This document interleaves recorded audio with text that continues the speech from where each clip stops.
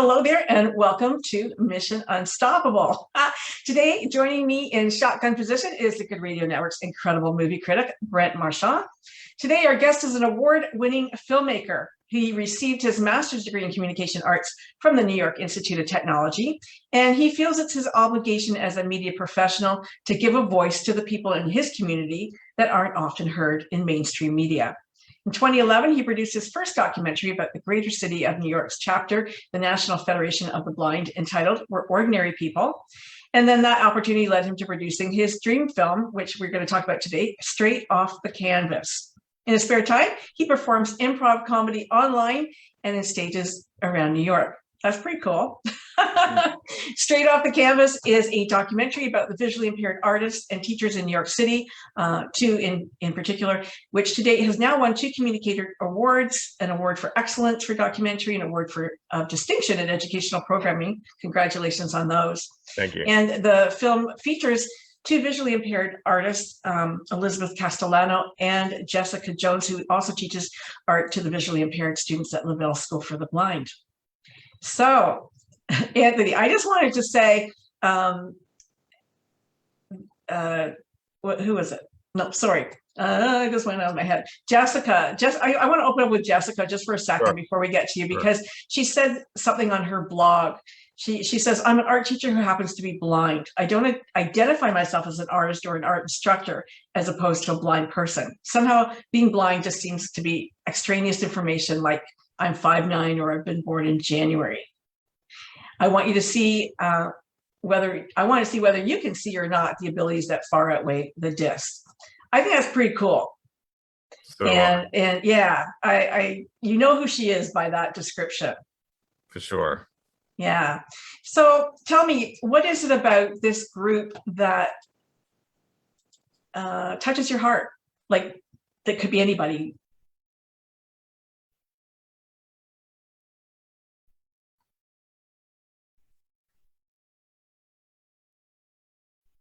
Okay, I'm going to answer the question. I know we're having a bit of a technical issue, but I'm going to answer the question. And when our host comes back, I'll just, come back around and restate what I said, just to,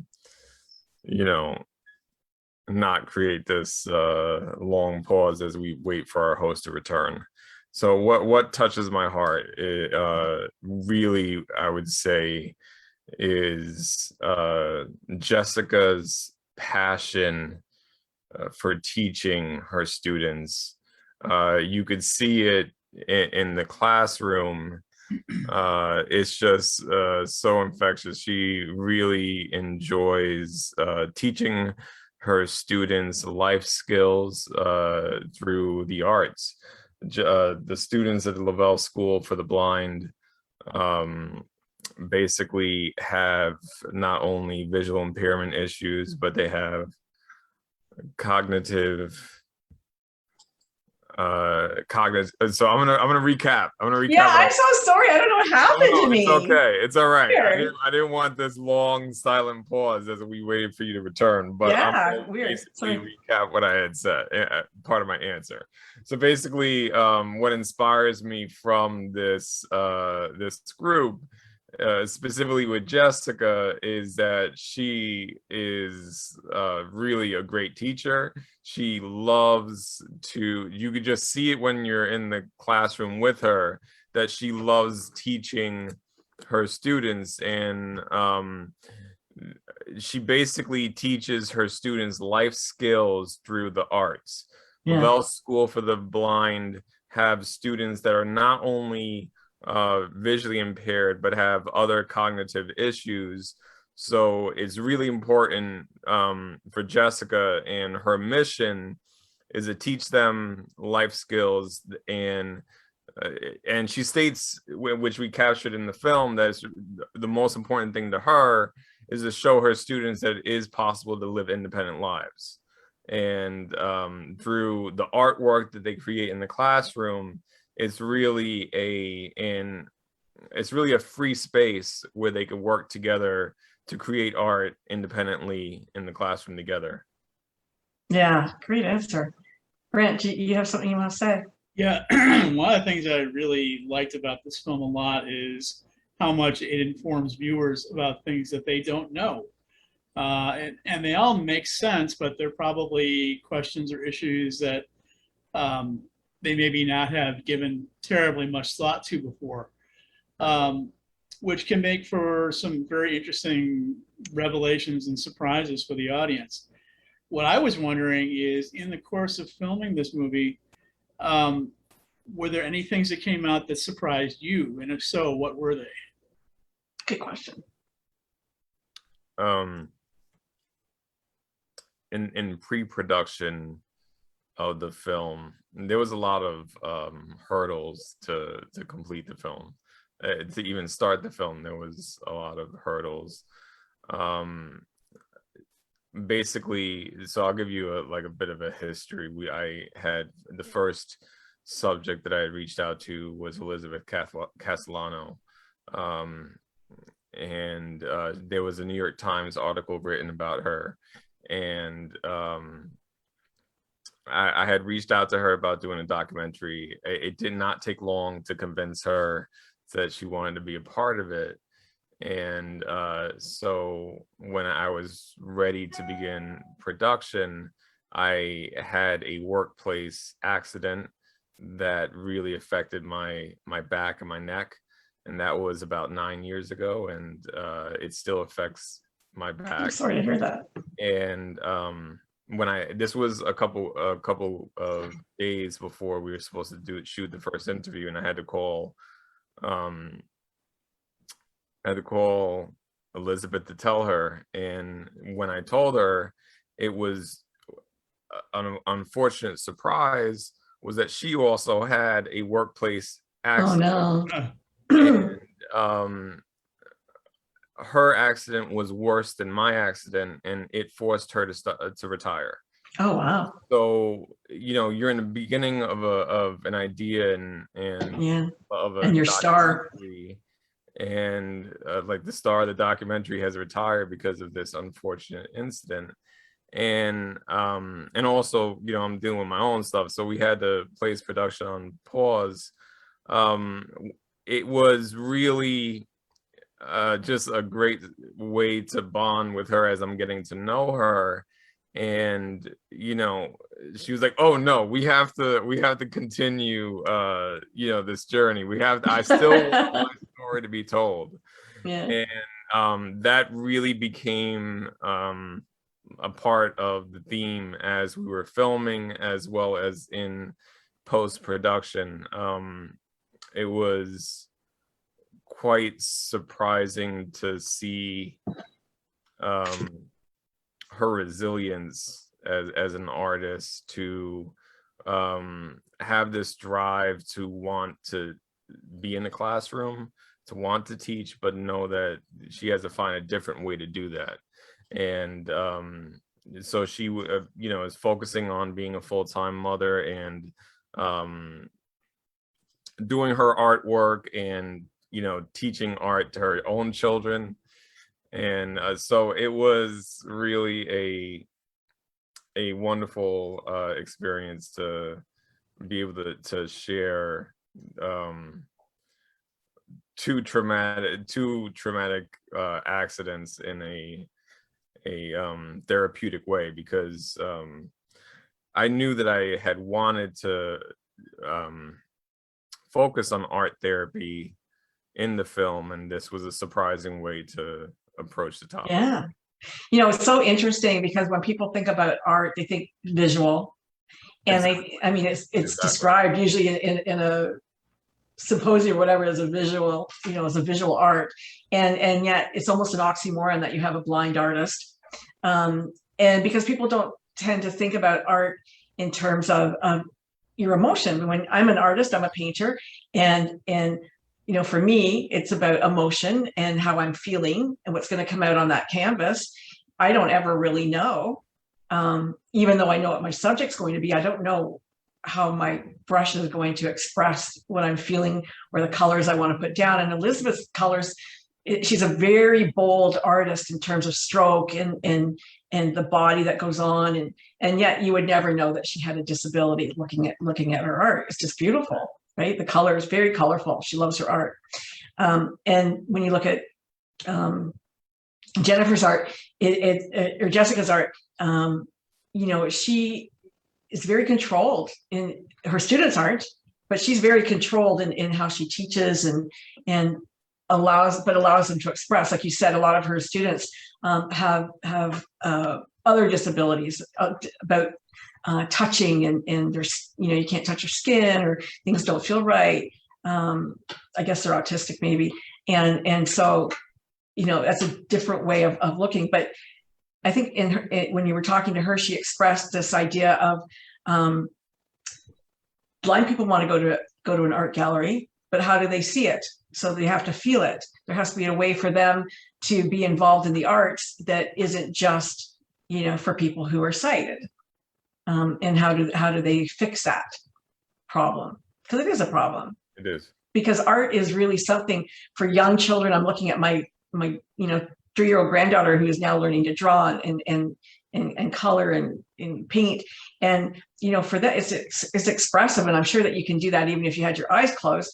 But at the same time, you want to be able to say something through that. And how would the brain develops with art, I think, and that's why they took music and art out of schools in the younger age.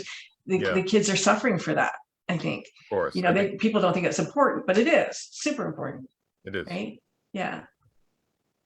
So you started to talk about that in the film a little bit. Yeah. I definitely wanted, that was another point that I wanted to make. It was very challenging.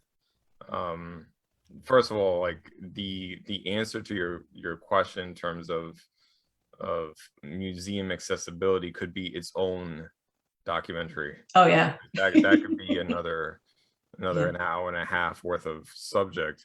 And I was very aware of that. It was good to have a support from Art Beyond Sight, which is a nonprofit organization here in New York City that work to get museums to be accessible. And when I had approached them, they were very open to, working with us on a documentary, but they said they didn't want to be the main subject of the documentary, which was great. It was like, we'll help you, but we don't want to be the main subject of the documentary, which was, but they really helped us, with that portion. It's not very easy to get permission to go into a museum with yeah. So, usually they're all hands off, don't touch. Exactly. Yeah. Unless they're the science museum, then it's all hands on. Right. But I agree with the notion that, museums need to be accessible. And the question is, how do you do that with limited budgets? And now with COVID, it's not an easy thing. It's not even an issue, I guess. Nobody's going. Yeah. Brent, you did a wonderful write-up of the documentary. Thank you. I'm sorry to cut her off. Brent, I wanted to wait till we were on camera to say thank you. That was amazing. Oh, my pleasure. My pleasure. All right, you can go ahead. I just wanted to give you your props, Brent. Well, I was wondering that, given the special circumstances that you were working with the subject matter and the people in this film, were there any special filming or logistical considerations that you needed to put into place while filming and bringing the movie to life? Okay, so there was an art therapist in the film. Her name is Sarah Valerie. She had the perspective of a sighted art therapist that worked with blind students. The plan was to film her with her clients. I got very far within discussions with her organization, and I was very aware that there was going to be some red tapes in terms of getting parent permission, and the parents were on board, and it was a situation where I got permission from the organization to come into with the camera. On the day of production, they basically told me, you could come in, but you can't film the students. And that completely changed the direction of the film. I felt like and it's not to knock that organization, but a lot of times things happen that change the course of the documentary. That happened before I had met Jessica. So it's like you have your star retires, you have an organization that's saying no to film. You can do the documentary, but you can't film anything. Right. So much. So that was like, oh, finding Jessica was an answer that opened the door to actually being able to show you guys the film. She's really so awesome. Yeah. Once I found Jessica, it took 3 years to convince her school to Lavelle School for the Blind to be able to do it. It was worth it. So yes, there was a lot of patience and protocol that I had to go through to and do the filming, and it was worth it. I guess it's something that most people, probably don't think about in terms of, gee, I'm going to pick up my camera and do a documentary. It's not going to happen today. No. It takes a long. You had a partner. I did, yeah. A writing partner. Yeah. Yes. What was his role?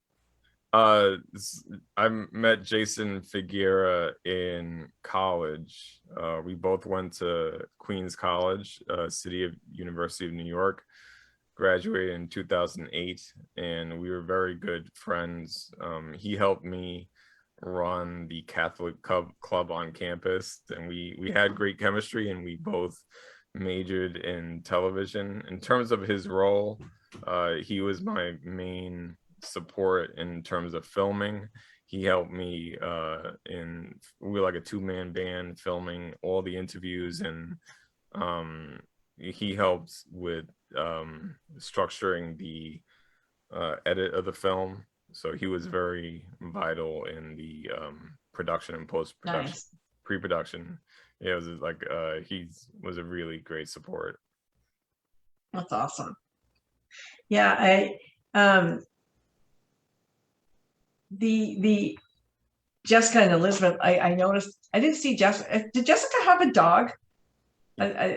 She did. Yeah. Okay. Yeah. It's interesting. It was interesting that this came out because I met you through Max Ivy, the blind blogger, and he said, "Oh, you have to, meet Anthony." Anthony's my son's name, so I'm not going to forget. and I'm like, okay, that's really cool because not only was I an artist, but I also sponsor the raising of the dogs through the National Blind Institute of the dogs who are going to go to blind people, right? Cool. Yeah. So I thought, oh, this all ties in. This is cool. And I don't know anybody who's blind, and I don't know. I just like dogs, and I thought, okay, let's do this, right? I sponsor lots of stuff I don't know about, but I thought that was kind of interesting. But it just came around, and it just kind of tied into where I was in my life right now. So that was just kind of cool. A little aside, everybody. Into Frankie's life. Yeah. But so she had a dog. Elizabeth didn't look like she had a dog. She didn't, but now she does. Oh, does she? No, she didn't have a dog during production, but now she does have a. That's nice. Yeah, I think that's great. Yeah, I think they're super helpful. And how is she physically? Is she able to get around, or? She is doing well, better than she was when it was filmed. So yeah.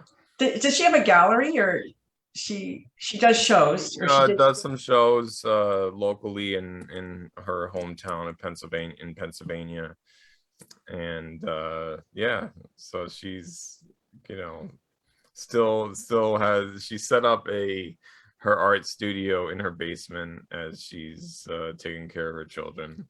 You always look like you're about to tell a joke. I think it's my personality. I'm sorry. No, it's funny. It's like, okay, no wonder he's on stage. Sorry. Now, do you contain yourself to the New York area because you have another job, or like, have you thought about, gee, I like to go out and do the world, or like, what's next for you, kind of thing?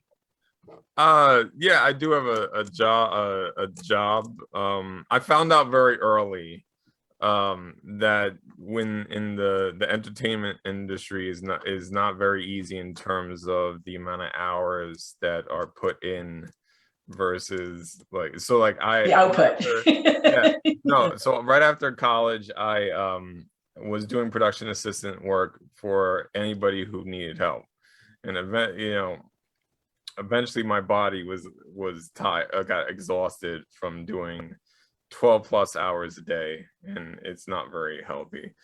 So I was able to find a job with New York City's government, and I've got 6 years in with with government work.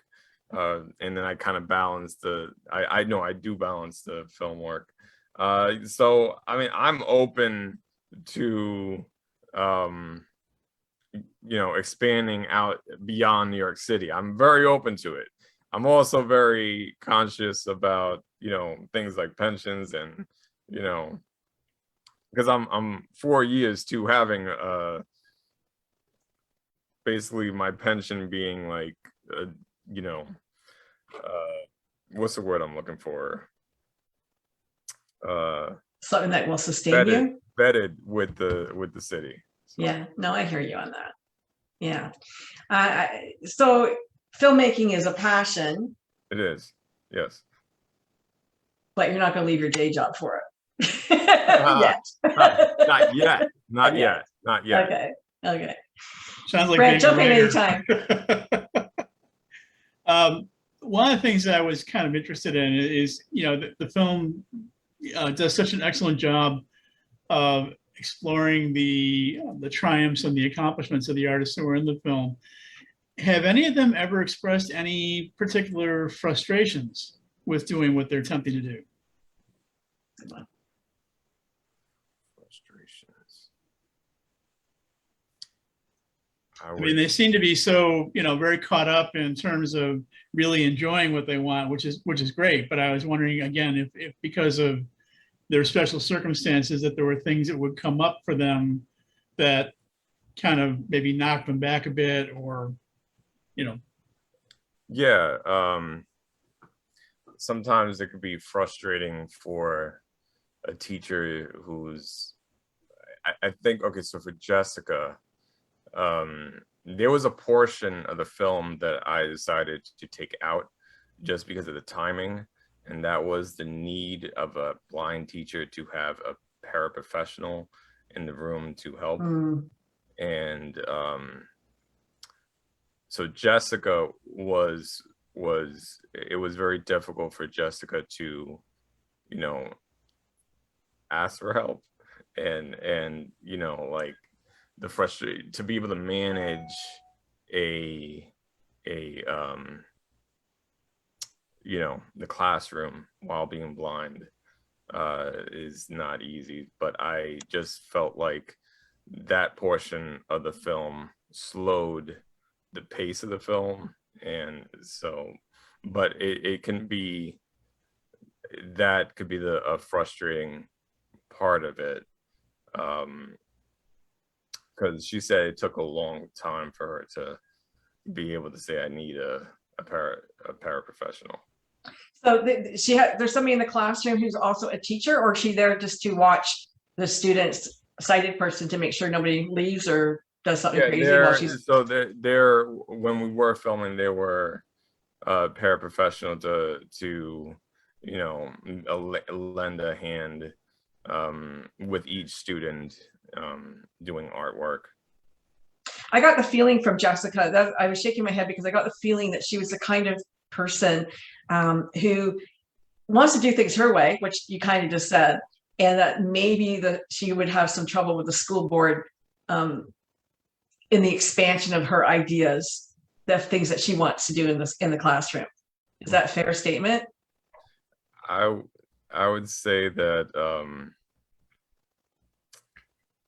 she enjoys I would say that she enjoys and very passionate of what she does. It definitely comes through on film.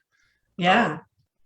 And it's so important for teachers and administration to be on the same page and, work together to grow a school's community. Yeah, I mean, the passion that she has for the kids and for art is extraordinary. And I mean, that's the kind of teacher everybody wants to have as a child, as a child. And sometimes, those parents or those helicopter parents, especially of disabled children, oh, my kid can't do that. They can't do that. Oh, don't expect, too much or whatever. But she's like, nah, they can do this. Come on, get your hands in there, get dirty, right? That's her personality. Right. And it's fabulous, really. Yeah. Yeah. So, I mean, that's exactly, but administration, in today's society, if a kid gets hit with a ball, now no balls can come to the school, So it's like, oh, okay, well, let's not anybody get hurt or anything, because then that's off the table now. They go, well, he can't see, so maybe they shouldn't be doing, working with scissors or something, crazy like that, right? But she pulls it off, and I think it's great. Yeah. But I'm sure she's under the gun a lot. Like she's fighting them off, I have a feeling. Brent, you got anything you want to add? Yeah. When I was doing some research on the film, I went on to the Internet Movie Database and was looking up your film. And one of the things that really struck me under the section of awards, I mean, Frankie mentioned a couple of them, but according to their listing, the film has won 13 awards on 13 nominations. That's pretty amazing to win every time out. Yeah. Especially from a one-man band, really. Right. There's nobody behind you. I was very ambitious last year, so I submitted to a lot of contests. You want to get, you don't know which one will pay off. So I was just like, all right, I'm just gonna submit to a couple of contests. But did they cost you money? Yes. They do usually. Yeah. Like, what are we looking at? $50, $100, more than that? Oh no, I'm interested. It wasn't more than 50. For the Telly Awards, it was 150, but it was, there was a Spotlight Award, the Acolyte Global Film Award. It was really humbling, to be judged by peers that you so want to enjoy the film. So I'm really, it was amazing. Really a great accompliment. Well, it's really impressive coming away from an effort like that, batting 1,000. I mean, that really is. Yeah.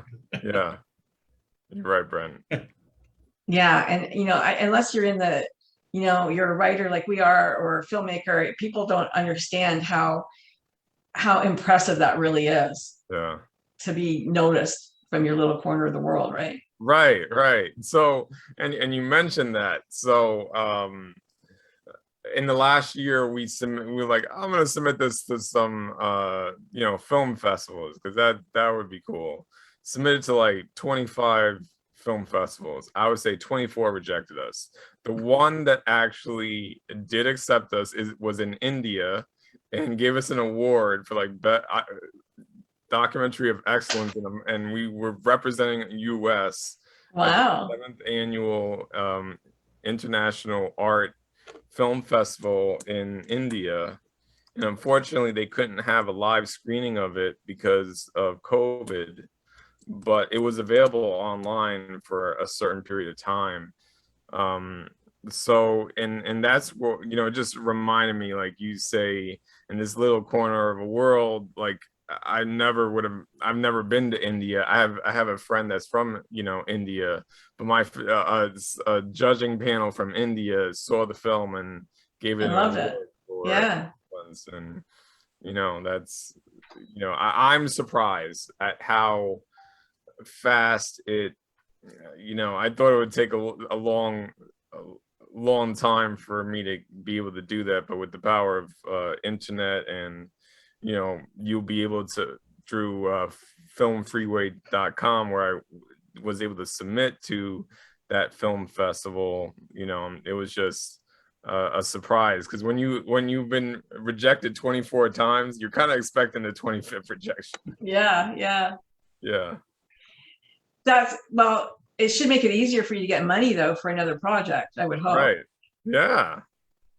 Yeah, I agree with you. You would think, right? Right. Yeah.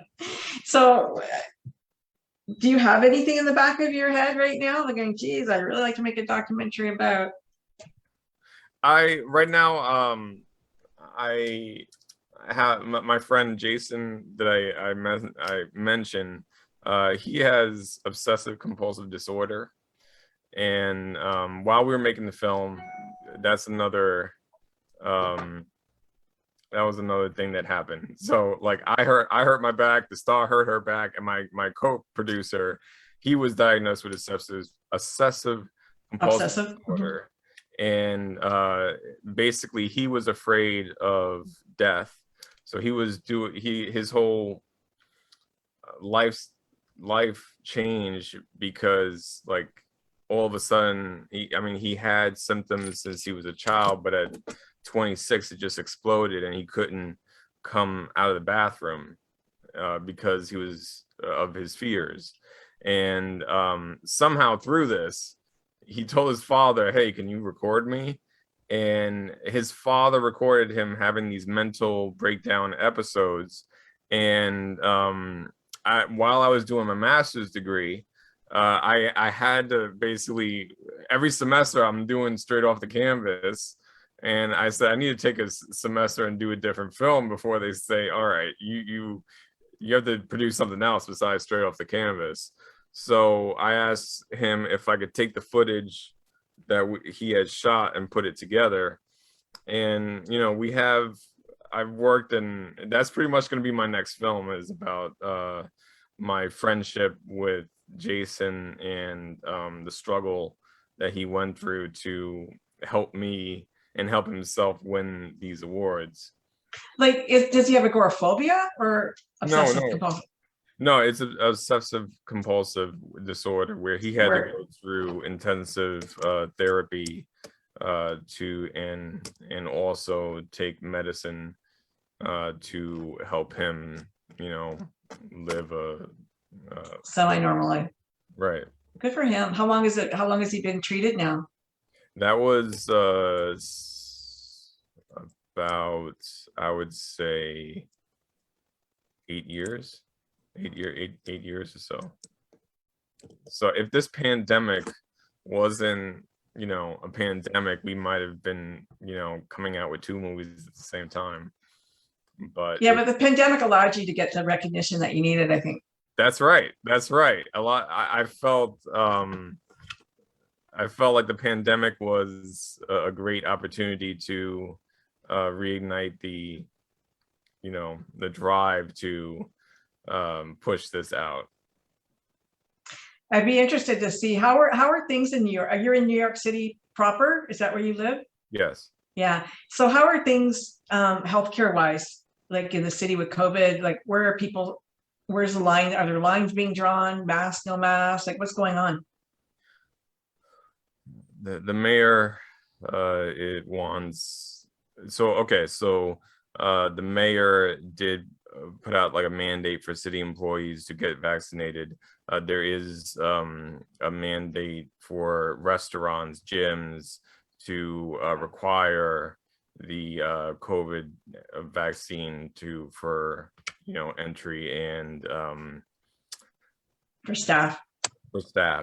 And you know, the numbers are not where I would want it to be, but he's also mandating that New York City employees return back to work. So there's a level of, and students. So there's a level of stress and fear that the numbers are going to go up. And then, you know, because schools are open full time, will that affect the numbers? Because staff members, not only with the city, but other offices have started to open up. Will that affect the numbers? I'm sure it will.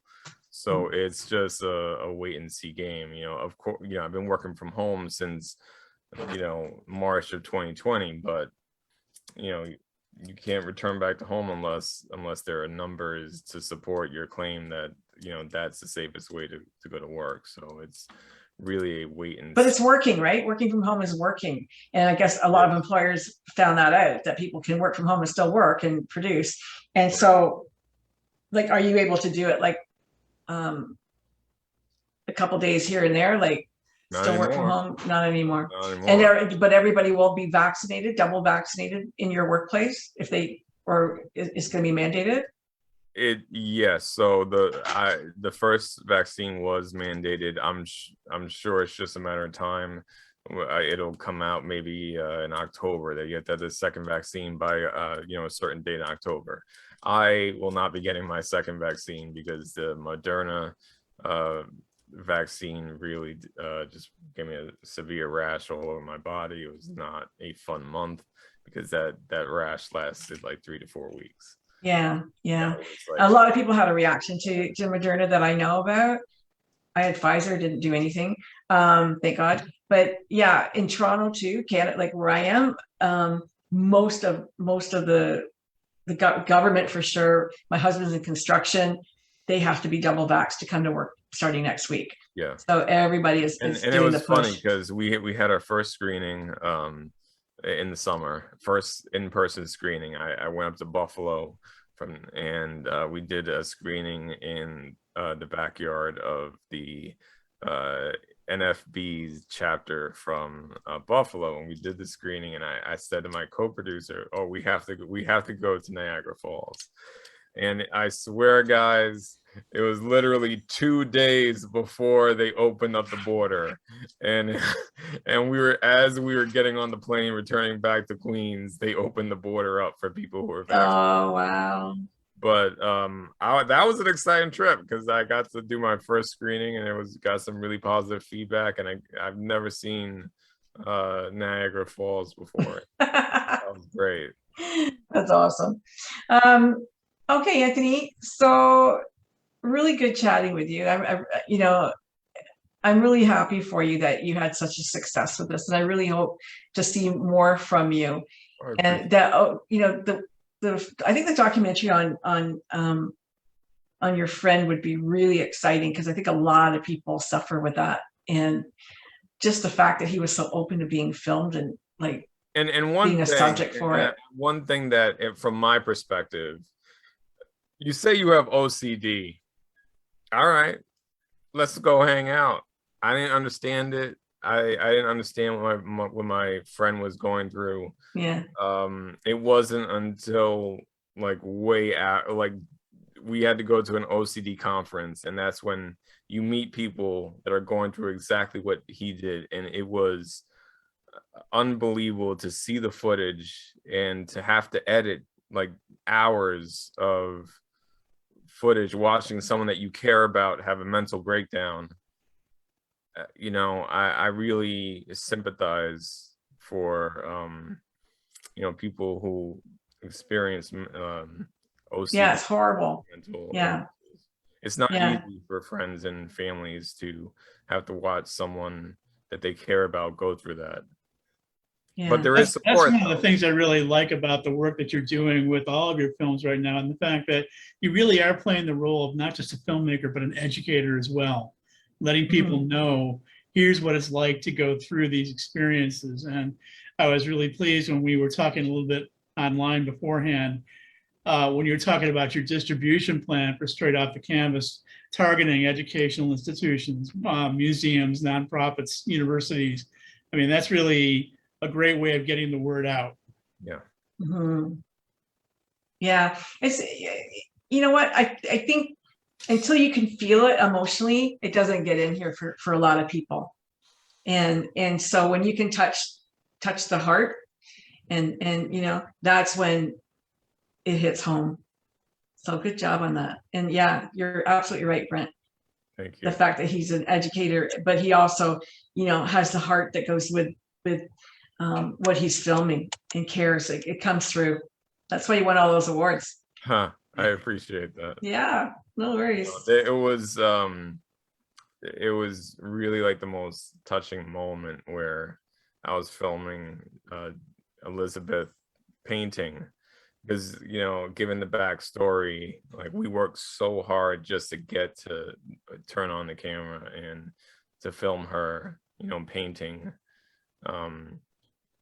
you know. So, and then when I showed it to my mother for the first time, like once I had finished it, as I'm now about to graduate with my master's degree, she started crying. I'm like, okay, Mom, like, why are you crying? You cry every time I graduate, but why are you crying this time?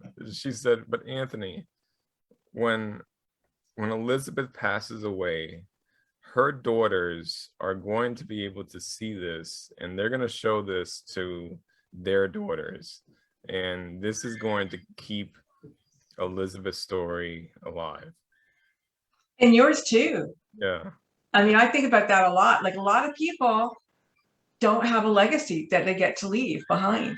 And, you know, the three of us, Brent and I, have our books, and you have your films, and that's saying something. Like, my grandkids will go, oh, Grandma wrote those books, and you know, like, it'll be passed down. And like, I'm not going to have a statue built to me or anything like that, but you know, there'll be that little piece of me left on earth, you know, after I'm gone, which is kind of cool. It's a good thing to know. Your mom's already, she's right, you know.